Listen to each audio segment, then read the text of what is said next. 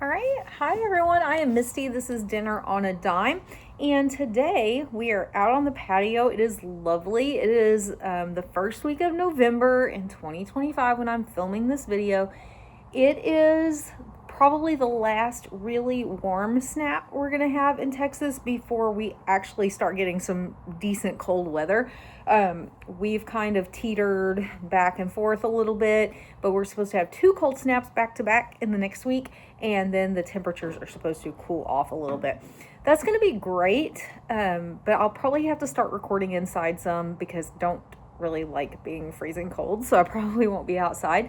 I am excited that once my daughter goes off to the military, which I'm very excited for her, but I'm also excited for myself because her bedroom is going to become like probably a twin size guest bed, but then also my office space. And so I'm really excited about that because that way my office is not in my bedroom. It can be a little bit nicer and more organized.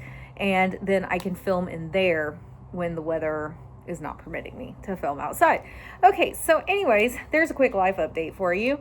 I will go into a job update maybe in the next video. I'll let you know what's going on with that. Everything's going great. It's moving in the right direction. So hopefully good news coming soon on that front. All right, so today we are going to talk about 10 ways to avoid food waste in 2025.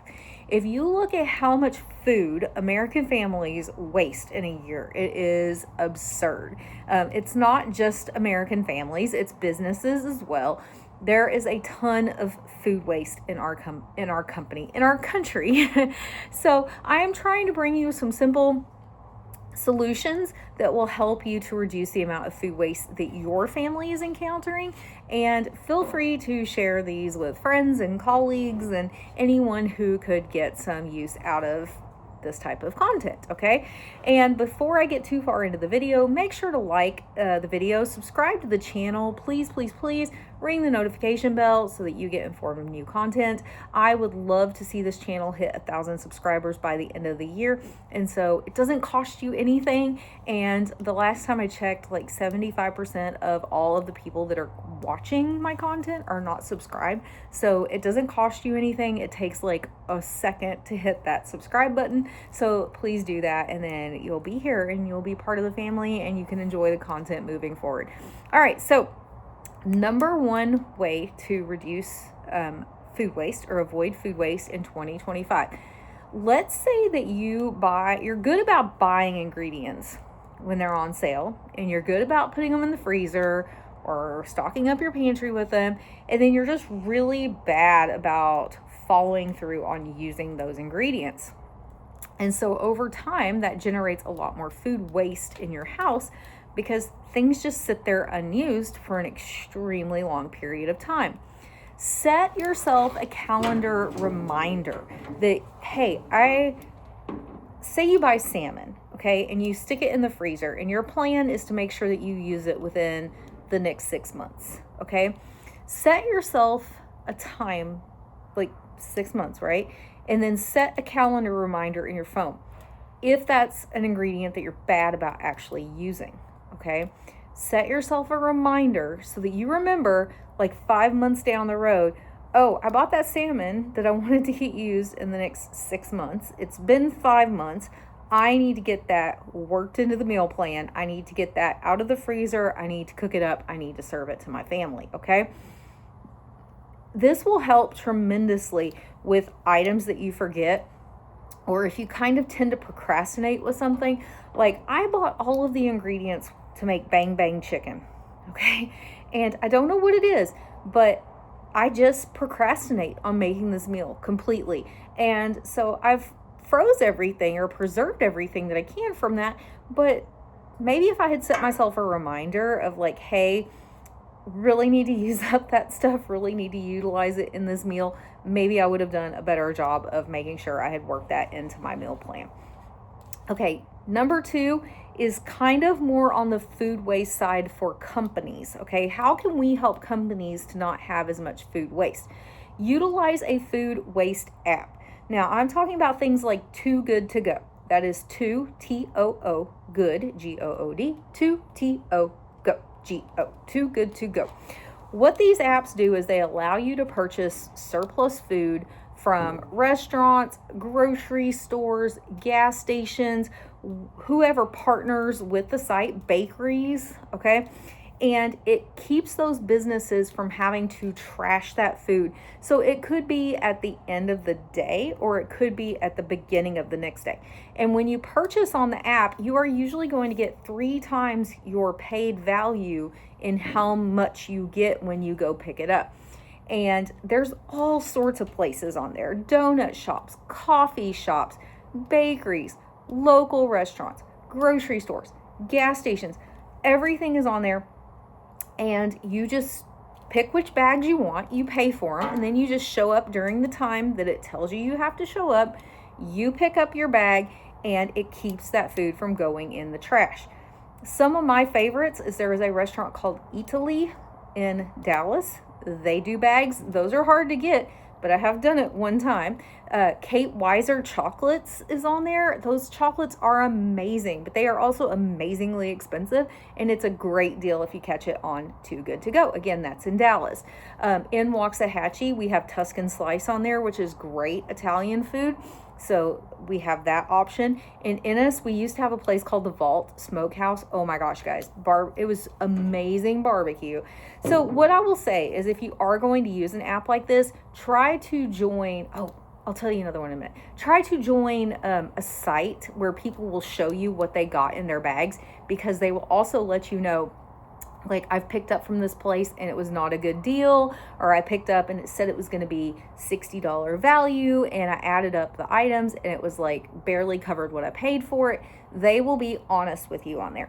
There is another place in Fort Worth and Dallas on there that makes like those individual prepackaged breakfast, lunch, dinners. I think it's called Snap. I can't remember for sure. Anyways, you'll find it. But you get like 4 or 5 of these meals every time that you go and purchase one of their bags. And so it's a really great way, like I said, to keep companies. They're not making all of the money off of it, but maybe they're making enough to cover their ingredients, and then you are getting a stellar deal, and it helps you to get to try out places that you haven't tried out before. So it's a win-win. All right, number 3, cook smarter. So what do I mean by cook smarter? Learn to make smaller batches of things, okay? I grew up in a house where there was always extra food. Like, everyone would go back for a second plate. Then there would still be leftovers. Even when we have parties or get-togethers, it is very hard not to end up with a ton of food left over. Like, I mean, an absolute ton of food. And that's just kind of been ingrained in my DNA over time. And so working on creating the correct size meals for your family is something that you might have to retrain your brain into doing. Portion control is something that you might have to retrain your brain into doing. Again, I grew up in a house where it was, you finished your plate. You ate everything on your plate, and it was a big plate. And then you were encouraged to go back for a second plate. And that is a really hard way to grow up, because it's hard to break that cycle in your mind, and you just continually eat and continually eat, and those are not the portions that I need.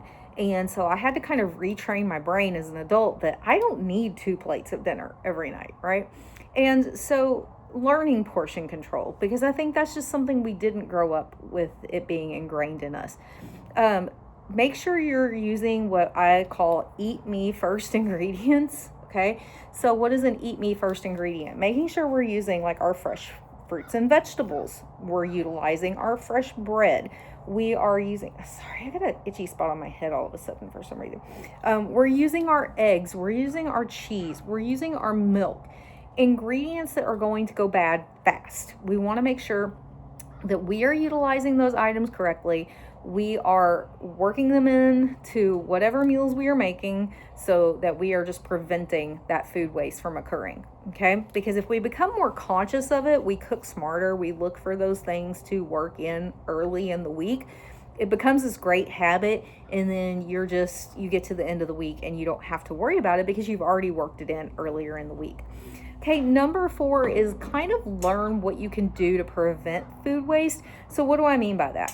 Can you learn to compost? Okay, so that you can make your own compost to use in gardening. Okay, and then you can use that compost to grow herbs, vegetables, fruit, whatever the case may be the next year.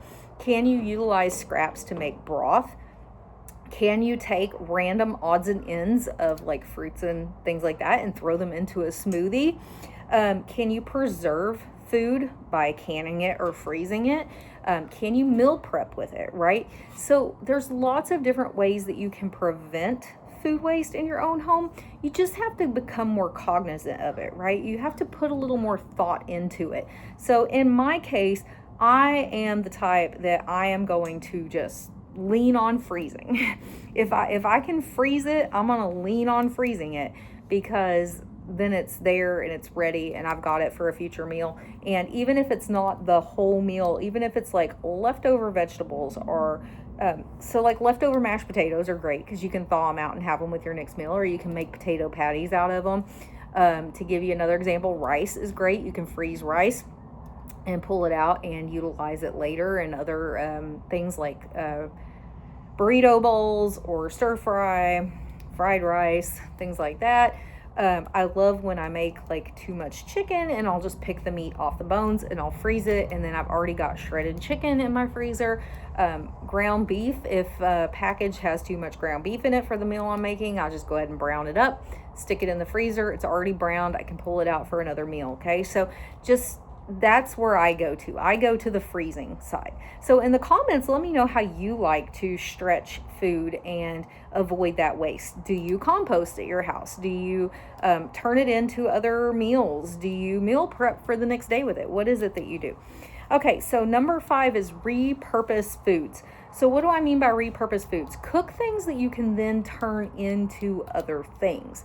And this one's particularly good for my house because I've said this in previous videos, like if I make spaghetti today, my family does not want spaghetti again tomorrow. They're not going to want it for lunch. They're not going to want it for dinner. It's going to be hard sometime in that week to really get them to sit down and eat spaghetti again.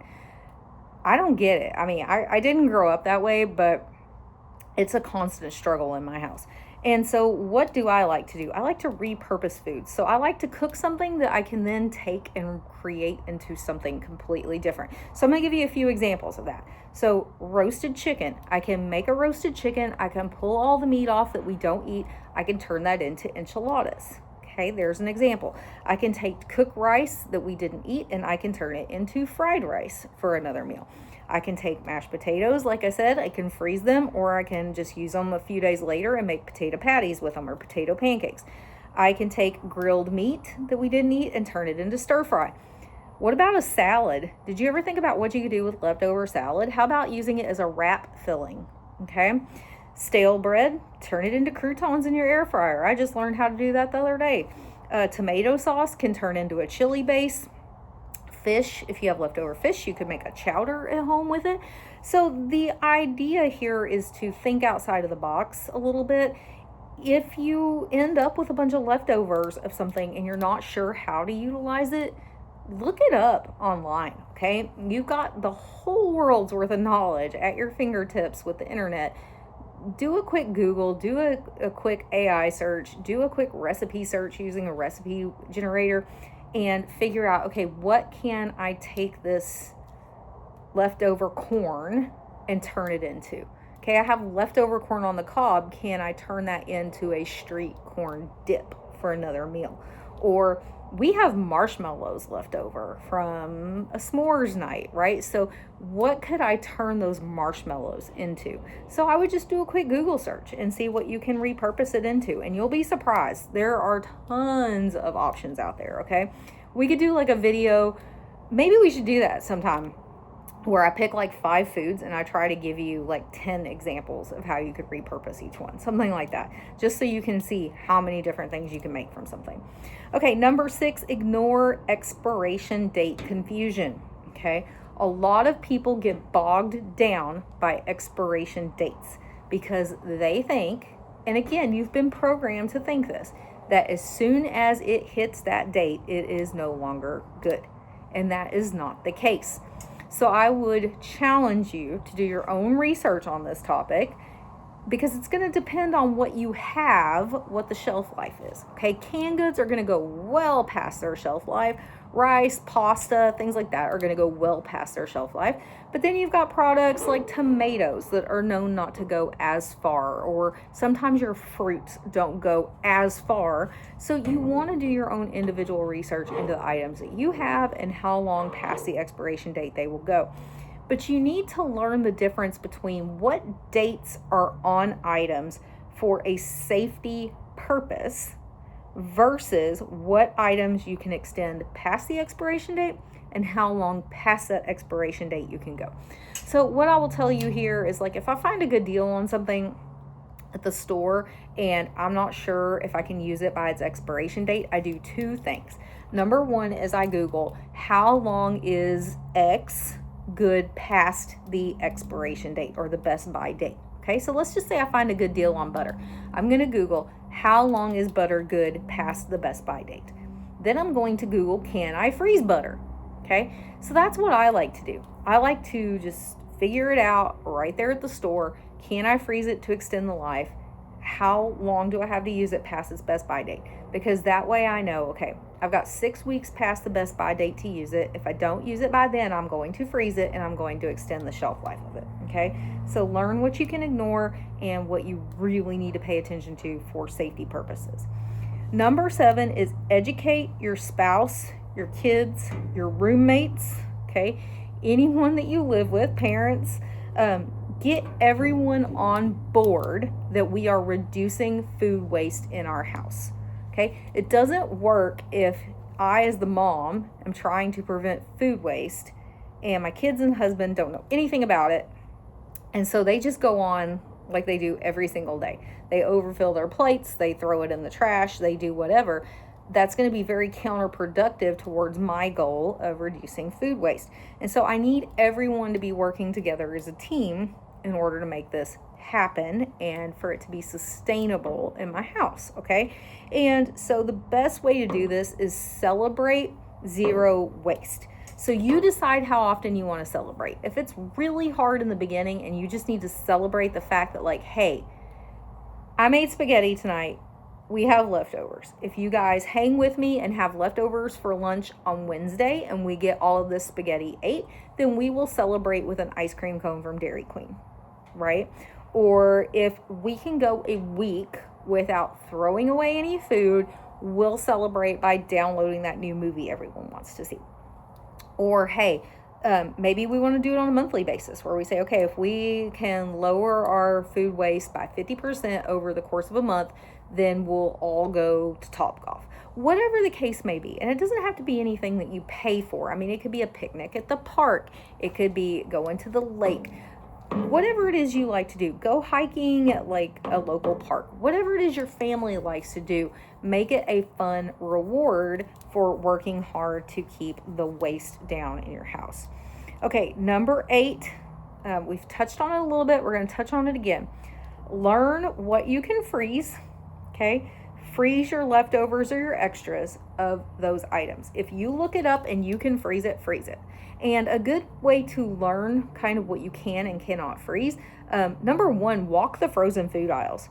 Anything that's frozen, you can freeze, okay? Then the second way is just Google it. Just Google it and see, can I freeze it? And boom, you're going to get an answer whether you can or cannot freeze something. So that's easy. That's number 1 easy way to do stuff is just freeze it and utilize it later. But you could also use it as meal prep for lunches for the week. So my husband and I are most likely going to be working at completely separate places. So we're not going to be having lunches together every day. So I'm going to need to prep his lunches to send off with him. And I'm going to need to prep my lunches to send to work with me. And so making sure that we're utilizing our leftover food in our meal prep for our week, for our lunches, okay? That's the easiest way to cut down food waste, is use it either for another dinner, repurpose it, or use it for lunches. That is really just the simplest way to do it. All right, number 9, make a clean out the fridge meal. Okay, so what is a clean out the fridge meal? That's where you look through your fridge, you see all the partial things that you have in the fridge. You can make a list of them, you can pull them out however you want to view it, okay? And then you can Google if you don't know, okay? Because maybe this is brand new to you, it's something you've never done before. But some examples of foods that are easy to make using leftover ingredients in your fridge would be a simple stir fry, an omelet or a frittata, a salad, a soup or stew, taco bowls, pizza, because you can throw anything on a pizza, pasta, a simple dessert, a smoothie.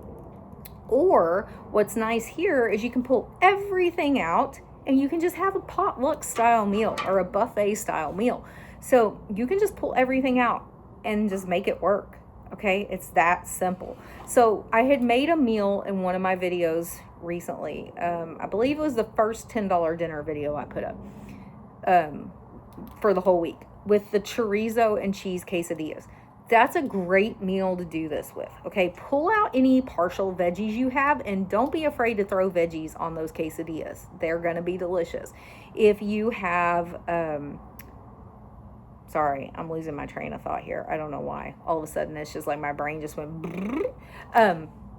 If you've got hot sauce laying around, you've got sour cream laying around, you've got, anything that could go with Mexican food, right? Pull it out and kind of make it like that potluck / buffet feeling to it. And you'll be amazed how many of those ingredients get used up instead of just hanging out in the fridge. Okay, there's where I was going. And number 10 is making sure that we are planning our weekly meals. And when we do so, that we're actually reverse meal planning it, okay? So that means checking the pantry, the freezer, and the fridge first. Even if you're not going to inventory them, okay? Because I know that's the overwhelming part to some people is I'm not going to do it. I'm not going to inventory. Okay, cool, then don't. But take 15 minutes, go to those places, kind of in your mind, see what you got to work with, and then formulate your plan off of using what you have at home first, okay? And I'm going to tell you right now, I'm having a little bit of a problem with my inside freezer. We know it's being a problem. It's been a problem for a while now. It is packed full. And probably is overpacked is part of the problem. And so my goal right now with my reverse meal plan has totally changed, because before it was based on what was in all of the freezers, the pantry, the fridge, everything. Right now, my meal plan has now shifted to, okay, I want to get this inside freezer completely cleared out and let it, this is going to sound dumb, let it breathe, let it have more space in it, slowly fill up, a little bit at a time, and make sure we don't continue to have the same issue with it that we're having. But I'm fairly confident that the issue we're having, and my husband's fairly confident that the issue we are having is because I have overfilled the freezer. And so it's working. It's just probably working harder than it needs to. And so I need to get that taken care of. So that's going to be my plan in order to prevent food waste, because if that freezer breaks, then I don't have anywhere to put the rest of that. Even though I have 2 other freezers, guess what? They're full too. So what am I going to do with all that? I'm either going to have to donate it or it's going to go bad. And while I wouldn't mind donating it if I had to, I think that's always the noble thing to do. And it's always the right thing to do, is feed other people where you can. But I would rather not have my freezer go out on my professional fridge freezer combo in my house, because that's going to be expensive to fix or replace. So it would be better for me to work it out now and figure it out and take care of it on my own than to push it down the road. So there you go, guys. 10 ways to avoid food waste in your home in 2025.